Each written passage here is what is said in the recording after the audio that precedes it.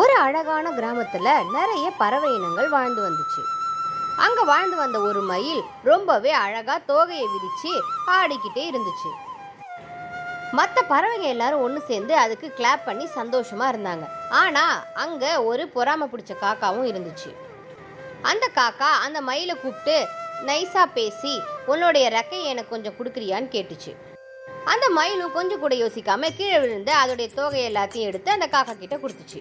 மயில் தொகை எல்லாத்தையும் அது பின்னாடி சொருகிக்கிட்டு அது ஒரு மயிலாவையே அதை நினைச்சுக்கிச்சு.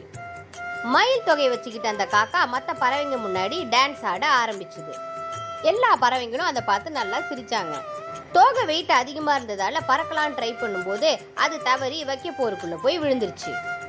மயில் தொகை எல்லாம் அங்கேயே செதறி விழுந்துருச்சு. அதுக்கு ரொம்பவே அசிங்கமா போச்சு. அந்த மயில் தொகை கீழே விழுந்ததும் அந்த காக்காவால் இப்போ சரியாக பறக்க முடிஞ்சுது. தனக்கு என்ன இருக்கோ அதை வச்சுக்கிட்டு வாழணும் அப்படிங்கிறத அந்த காக்கா அப்போதான் புரிஞ்சுக்கிச்சு.